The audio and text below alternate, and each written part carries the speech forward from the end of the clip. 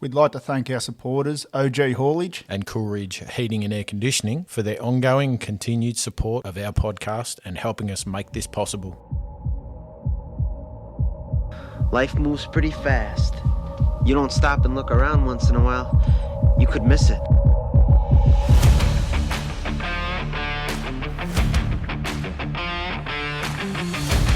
Like if you're that worried about your handbrake, I'd park at the bottom and walk up.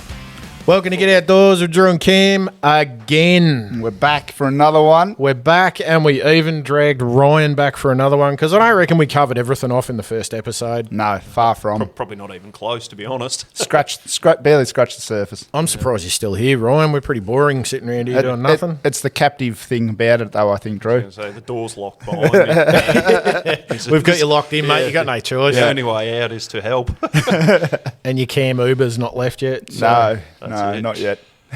I had a couple of questions we need to ask, all about gear. A gear about, you talking about the camera gear or the Mate, general hunting gear? You tell us. Oh, right. Okay. It's your channel. Well, it's the YouTube channel, so let's go with your camera gear. Just for our first listeners to this episode, we have Ryan from Where To Next on YouTube. It's all one word, isn't it, Ryan? No, there's space. Separate words? Separate, yeah. Okay. So it's where, space to, space next.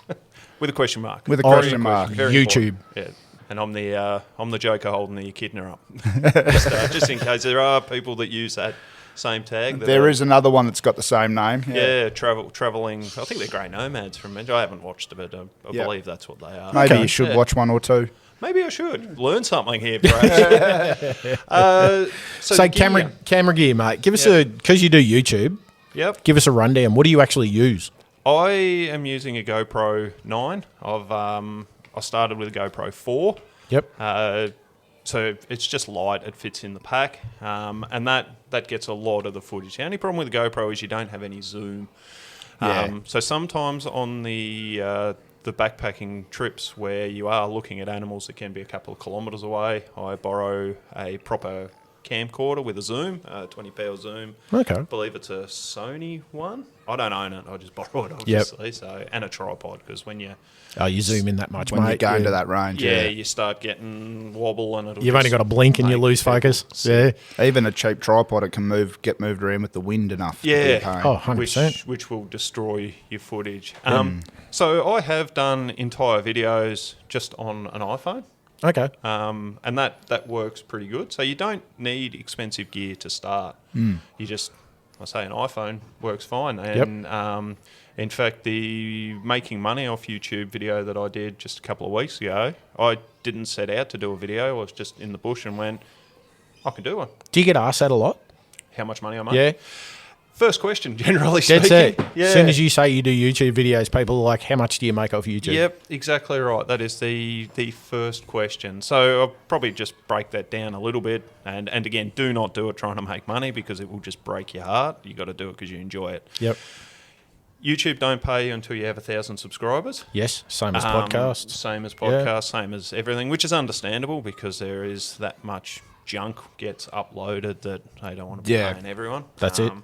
So, and then you also need to have your 4,000 hours of watch time as well. So this is just for long form. There, you do get, I think, the shorts, which are videos under a minute, which you can do as well. I think you got to have 10,000 subscribers and 50 million views or something before they'll start paying you shorts. Wow. So excitingly for me, I just reached pretty well the maximum per view that YouTube will give you on my backpacking videos. It's not much. If you get to about $35 for 1,000 views, you're pretty well in the top earning category. Wow. That's where you get it. So a video with 10,000 views, $350. So if you had 1 million views, you're talking 3.5 Gs kind of thing. That's it. So yeah, it's Is that from advertising that they pay you on your videos, or is it purely on click per view? I think you have to got to be the ads. Pay through the ads, isn't Yeah, it? That's why I have to sit through them. The more popular you are, Yep. the more popular the advertisers would want to be on your channel. Not necessarily. No? No, it's not that linear. So you can get the longer form ads, which I think can be up to 2 minutes now. Yep. If someone sits through an entire one of those, you could get up to $2.50 for that one view. Okay. Especially if they interact, if they accidentally click on the video, and I can't encourage people to click on the ads. Yeah. You'll get a smack on the wrist for that. All right. One thing I will say is if you are watching a YouTuber and you do like their content, just sit through the video, sit through the ads. because it does make a huge difference. Yep. Then you get your little banner ads down the bottom. Okay. That they're about 30 cents per one of those. So Yep. it clicks up. To break it down a little bit, so for a hound hunting video that I do, I'll get about $15 for the 1,000 views. Yep. For the backpacking, that's up closer to the 35 for 1,000 views. For the fishing videos, the crayfishing videos, again, sit around about the $30 for the views. Trying to think what else. The trail camera ones, they're down to about $6 for 1,000 views, but they're pretty easy to put up too. I was about to say it comes down to what sort of what format, I guess, is for hunting the crayfishing. Yeah. You're getting into that specialist stuff more than... And it's pretty clever because the algorithm actually knows what you will be looking at and interested in buying, and the ads are fairly targeted. Yeah, right. And it even breaks down to if you're watching it and you're not a subscriber to my channel, Yes. you're going to get more ads. Okay. So That'd be why I keep getting retirement ads and buy new car ads. potentially, And, it knows even what though I'm you've not been looking researching at. them, So it must know. One of the funny things is I used to meet a lot of other hunters up the bush that would recognise me, and they'd straight away go, "How much money do you make?" And then they'd go, "You don't make $1 off me because I'm not a subscriber." Well, the whole irony in that is I actually was making more money off non-subscribed people because they get more ads. Oh. So The ad revenue goes up. Yeah, it goes up because they see that as a new customer potentially. Okay. So yeah, and again, I like it if people do subscribe because it helps push the channel out. But if you're watching the video and you're not a subscriber, I'm equally as happy. That's right. Yeah. But you haven't done this to be, I suppose it's a real Neanderthalic way to look at it. You haven't done this to make sure you're going to be earning a whole heap of money out of it. This is just a byproduct of the advantage of what your aim was. Absolutely. And let's say it started with trail camera stuff that I could just show other people at parties and whatnot. Yeah. And then it sort of morphed into recording the adventures. Yep. So when I can't do it anymore, I can look back and go, look how stupid I once was. Look what I did. This is why my knees are sore. Yeah. So it's just for me now. Yep. It's something that I can look back. And occasionally I do look back to, 10 years ago, my kids were quite young. Yes. And I didn't film the kids per se because I didn't want to do that. But you see them flick through the videos and you go, oh, I remember going on that adventure with them. So I suppose that's kind of a positive with social media. We can actually now look back instantly instead of having to dig out the old 35mm photos. And absolutely you can until your Facebook gets blocked and they delete your Hacked whole and profile. everything. So you probably keep backup photos. Yeah, that's right. Yeah, someone fairly close to me just had a hacker get into their Facebook and they've lost Everything. the last 15 years of photos just gone. stink. Yep. Yeah. So Wow. yeah. Do you back up all your stuff on hard drives or not? Just started to. Okay. Yeah. So if something was to happen, you'd still have a mass amount of footage you could reload if need be, or The better performing videos, Yep. yes, Okay. I would have those. I am currently looking at starting to go onto Patreon, and that will be my backup. okay. And I was talking to Cam on the way down. This is a bit of a struggle for me because I like the idea that I can put a product out there, people can enjoy it for free. Yep. You start going to Patreon, people have to pay. It sort of grinds me a little bit. Growing up poor, I know I wouldn't have been able to afford to do that. Yes. So hiding it behind a paywall is not the intent. It's to try and help offset some of the costs. And it's there's always a danger with YouTube because it's happened before that they just go, we're not paying for hunting or fishing videos. They've done it before. They could do it again. We were watching a couple of channels in America, Demolition Ranch. Yep. I don't know if you know about the channel. I've heard of it, yes.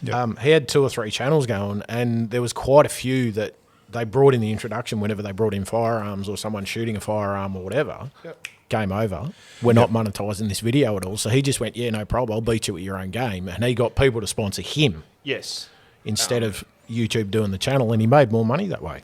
Yeah, and that's once and I'm not there yet. I think currently, while we're recording this, I'm just shy of 3,000 subscribers. They reckon at about the 5,000 people start reaching out to do that. Okay. So if you are listening, jump on to Where To Next on YouTube and have a look. Thank you. And if you're enjoying it, subscribe to it. Yeah, it all that does help. I mean, some of the vloggers that I've seen say your subscribers are your money in the bank, and your viewers are your cash flow. I don't necessarily look at it like that because it's not about the making money. It's about sharing the experiences. But this is why you still have a job. Yeah, I do. For the next 3 years, I suppose I do. Exactly.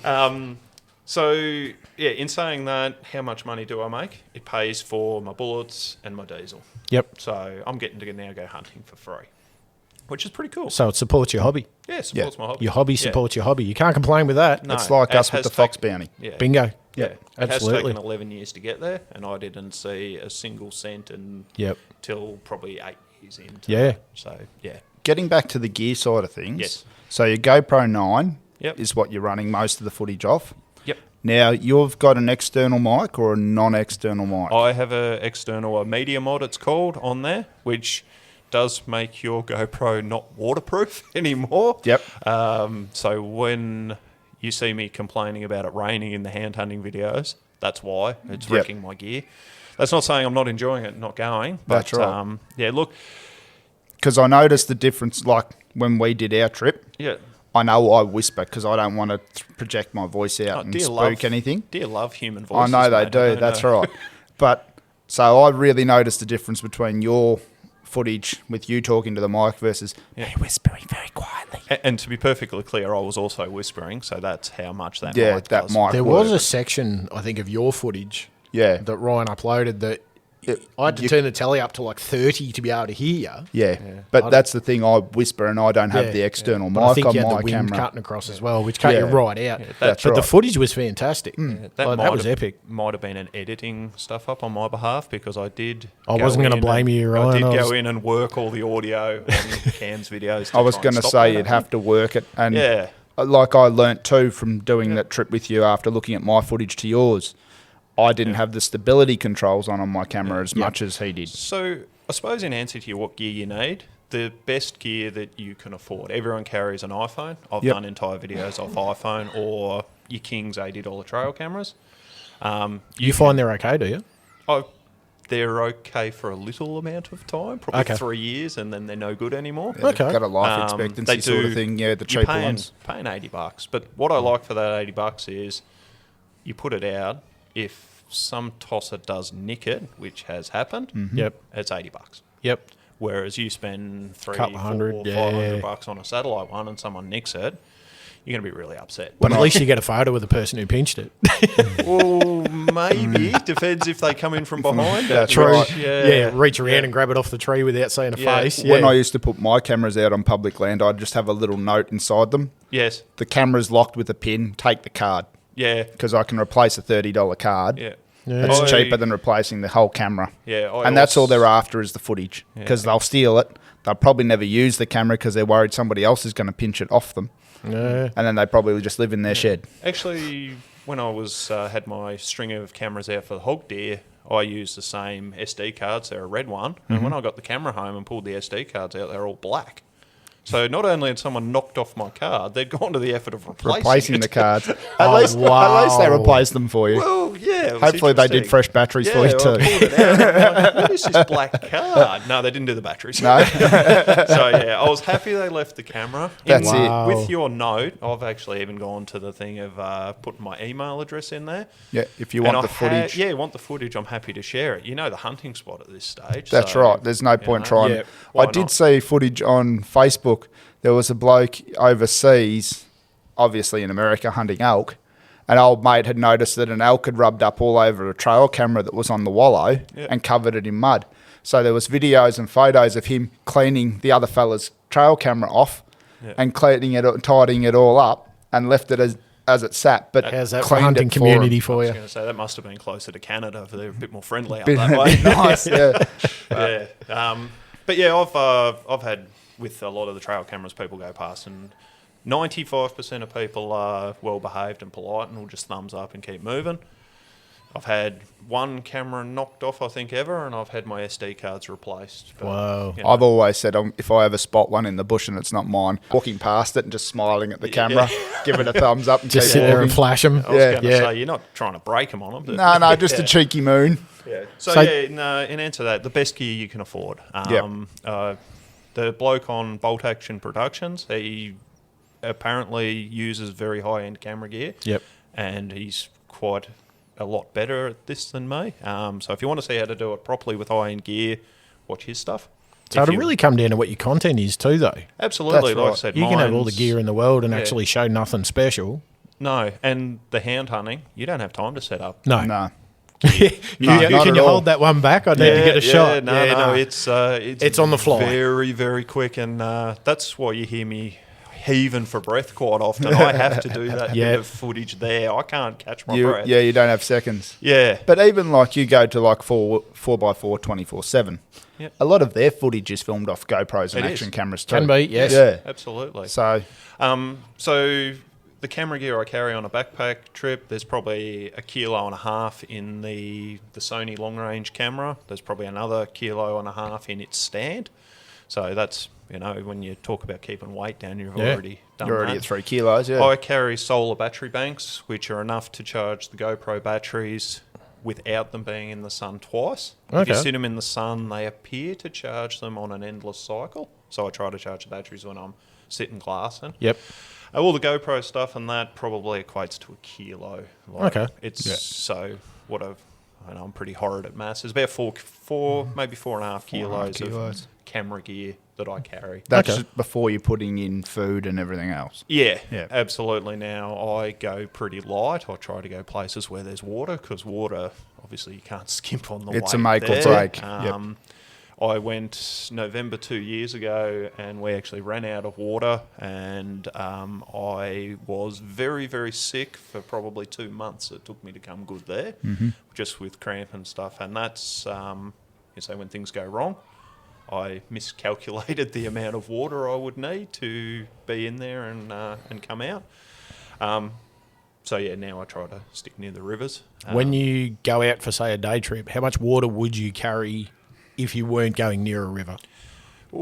Depends on the time of year. Terrain. So a hound hunting trip, which is done dead of winter, you're not doing that above 20 degrees. I'll carry 3 litres of water, and I'll use every drop of that. Yep. And I've got... Because you're banging out the effort. Yeah, and I've Yep. got 20 litres in the car that I'll drink straight away.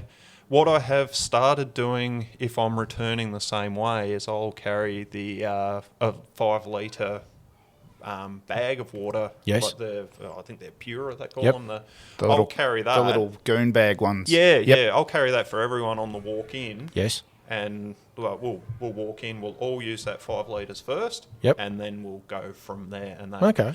that's if we're hunting from the tops. Look, a 2-day trip from the tops where you're sitting still a lot of the time, you're going to use most of your water on the way in and the way out. Yes. 12 litres minimum. Okay. Yeah, which takes a fair bit of room. in your Always pack. tried to work on the theory that when you went bush, it was 7 litres per person per day, Yeah. which that's allowed for a quick wash, Yep. say half a litre for a quick wash over a Yeah. couple of days. But Yeah. drinking, cooking, Yep. and if not, back up if you get a really hot day that you're thirsty. And I had a mate that didn't take enough water, and I don't know what he was thinking, but he filled his drink bottle out of a deer wallow.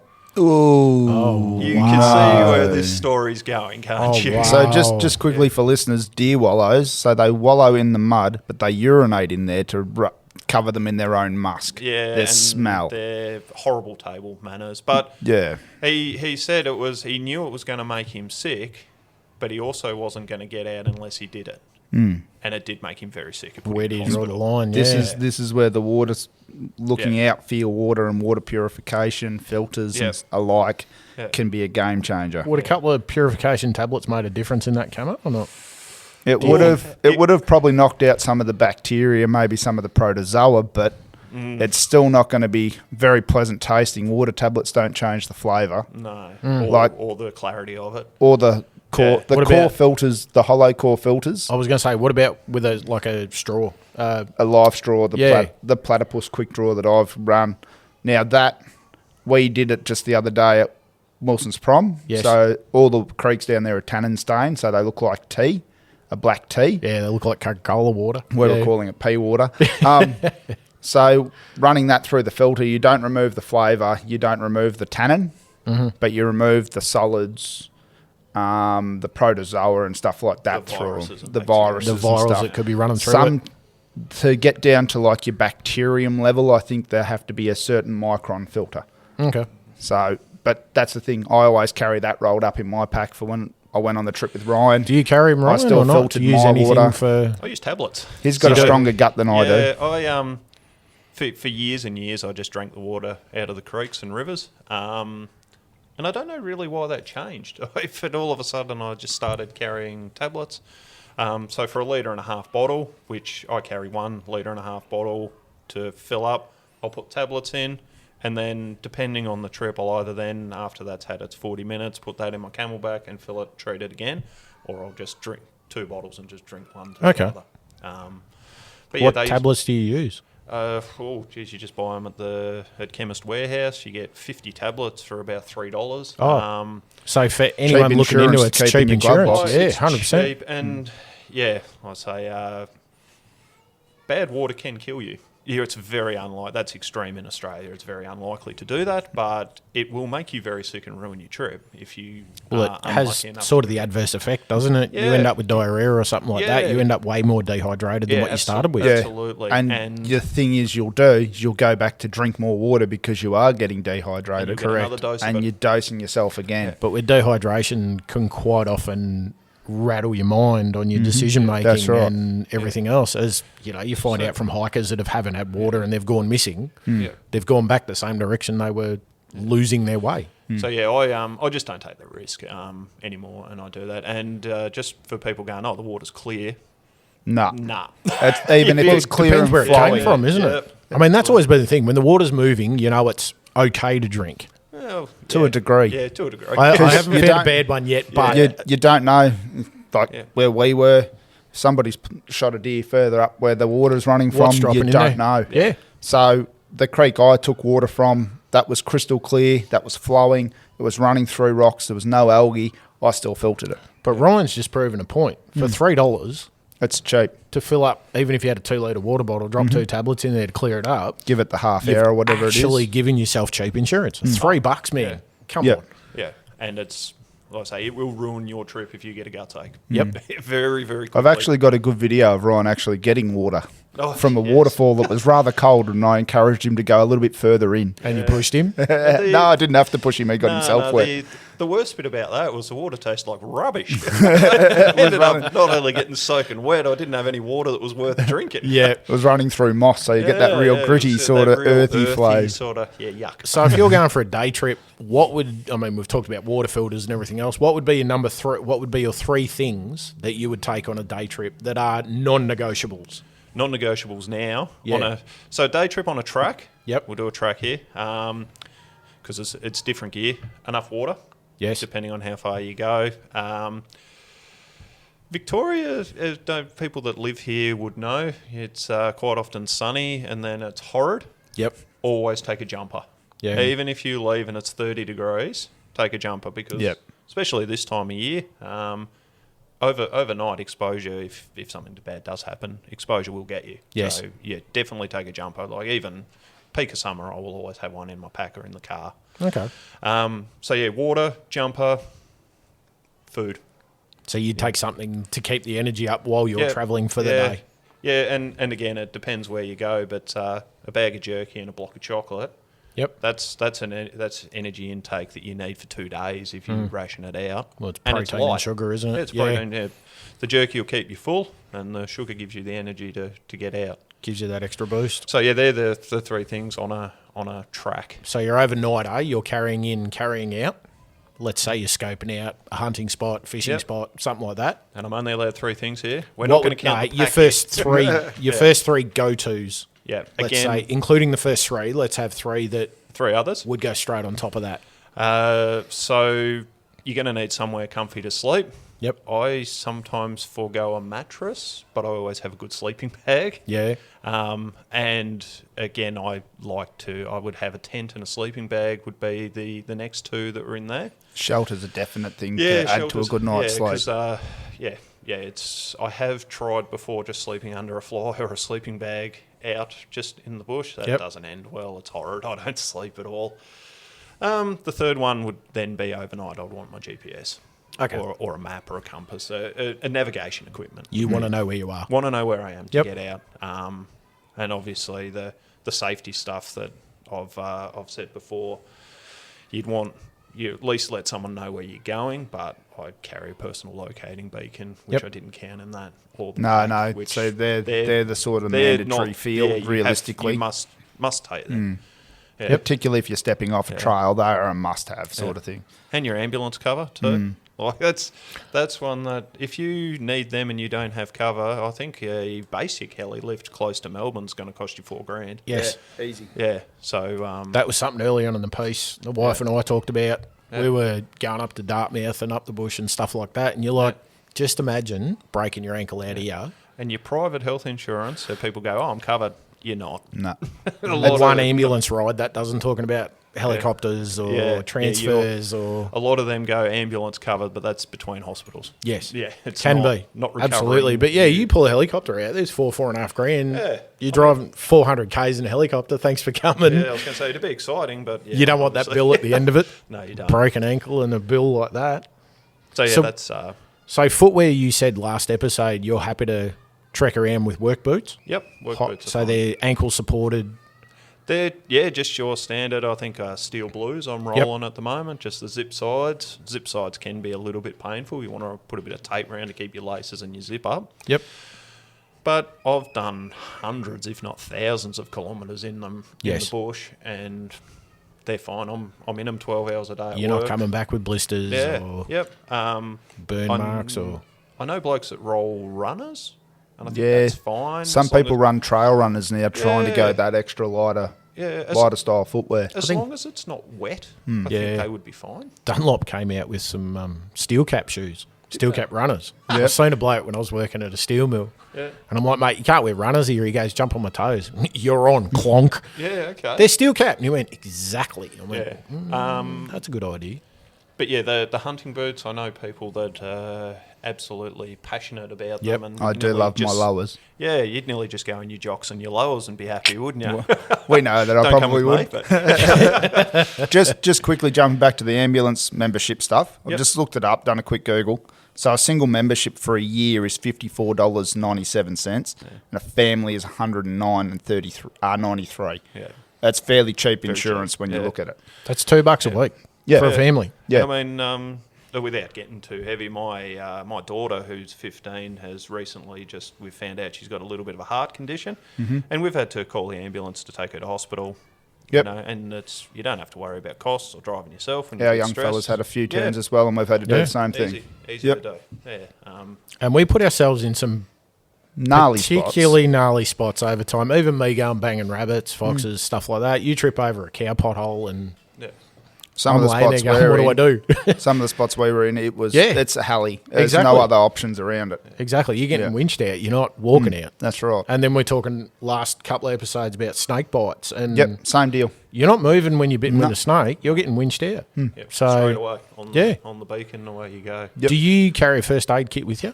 I do carry a first aid kit. It's pretty basic, to be honest. But you contain a snake bite kit within that? It's got snake bite bandage in it. So I've got a snake bite bandage, which is great for a snake bite spraying or anything. They're pretty multi-purpose. Yep. I carry some painkillers in there. Yep. Because... If you're bored, gives you something to do at night. Well, when he's having trouble sleeping. Yeah, that's it. The painkillers are even like the Nurofen for people that do hurt their knee and off the bush. It's the difference between getting out in a reasonable time, reasonably comfortable, or hating it and going, I'm never coming back. Yep, that anti-inflammatory side of things can be really helpful. Yeah, I carry bigger Band-Aids. The bigger square ones. Yep.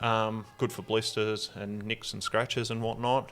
And I think that's pretty well it. All up, it's probably about the size of a toilet roll. But you've still got yourself decently protected with high ankle boots, long pants, long sleeves. Absolutely, yeah. As shown in and some steel of your cap so he videos. can't stub his toe. That's Yeah, it. I can't stub my So you toe. can kick rocks. Yeah. Yep. And I mean, let's sort of rationalise what you're likely to encounter in the bush. It's sprains and strains. If you break a leg or an ankle, you're getting winched out, so you're This not is it. protecting yourself from that. Yep. Or a snake bite.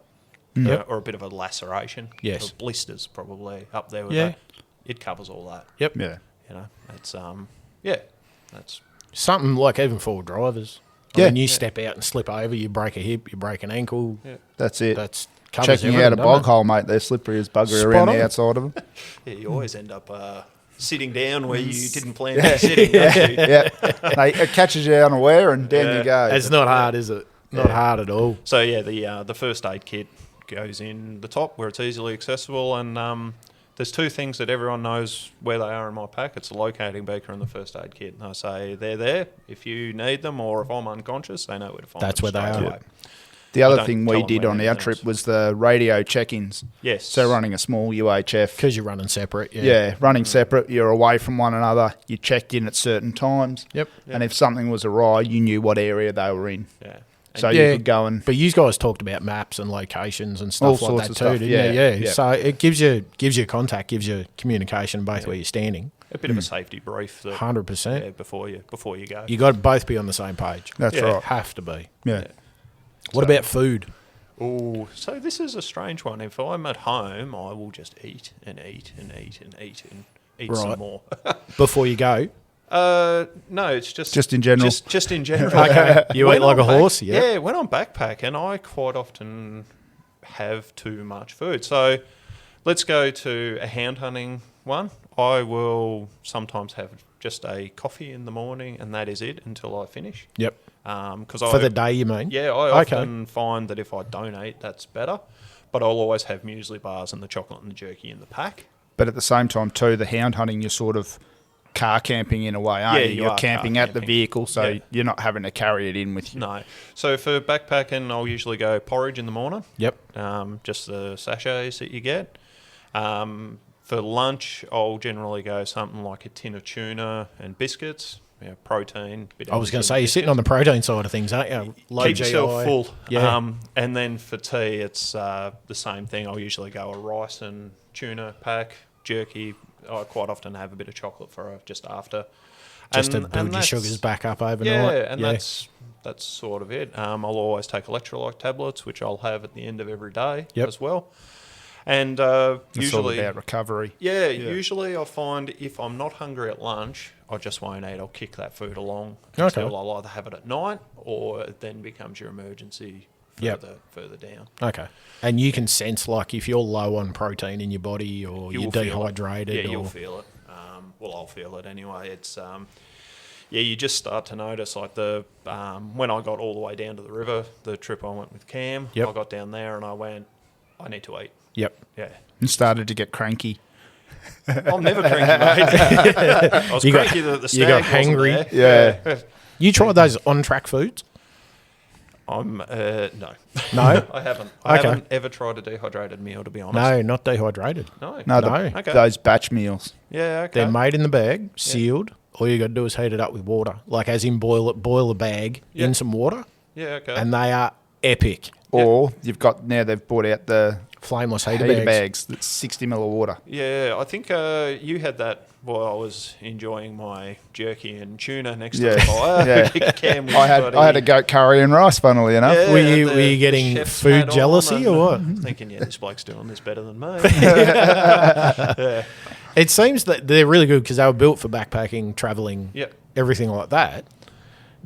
And the meals are full-size meals, as in you get the sausages in the gravy with onion and stuff like that. They're two dirty big sausages. Yeah, So you got the okay. fats, the proteins. All the stuff to keep We, the fibre. we just did a steak and mash again down on Wilson's Yeah. Prom. Sitting on the beach, flameless heater bag, 60 ml of water out of the creek. Doesn't matter what the water source is too, because you probably use salt water if you wanted for the that. meals are It's not going in sealed. Food. I don't know. I wasn't too sure how the salt water would go with the Heater. heater element bags. Oh, okay. So I wasn't too sure. So I just went with, there was a creek there, so just straight out of that. and the meals are all sealed, so it doesn't matter what the water quality is either. It just needs to trigger the heating You can element. pull some water out of a deer wallow because it's not going to affect the meal at all. Yeah. Yeah, it probably your cookware might need a good scrub up. Yeah, 100%. Yeah. But no, you can open the bag, eat it from the bag. Yep. They do bangers and mash, goat curries, Coconut ginger chicken. There's a whole heap of them. lamb, you name it. We've tried a few of them on the show, and they have been epic. Actually, yeah, I remember hearing that and thinking, I'm going to give them a go. Yeah. So just before we move on with the food, if you're hunting from the tops, so where there's, like, when I say that, you're up the top of the ridge lines, not near a creek or whatnot. Yep. It's not really efficient to take dehydrated stuff, so that's where that would be good because Yeah. you've got to carry the water in to rehydrate That's Correct. it right. anyway. That's the misconception with the dehydrated Yeah, meal. if you're down on a river, the dehydrated stuff is Fantastic. Yeah, because you've got your water there. That's it. So that is something a lot of people, like I've had mates go, oh, it's all dehydrated stuff up high. All it does is make you thirsty too. And you've got to carry a lot of water. And that's the other side of it. You might have to put 100 ml of water in that meal. Yep. Whereas with the on-tracks, because they're ready to go, you can actually boil the water and make yourself coffee afterwards. Afterwards, yeah. Yep. So You haven't used the water and that we co- did that some of the side it. dehydrated desserts. Okay. So the backcountry dessert, we did an apple pie and an apricot crumble. How did that turn out? They were good. Yeah. They are delicious. I had the apricot crumble on Snake Island. But they take 313 mils of boiling water. Oh, there you go. 300 mil. Just versus for 60 mil in the flameless heater bag. The 60 mil of whatever sort of water in the heater bags. Yeah. Yeah. So, So you're not locked in. But they're a good meal.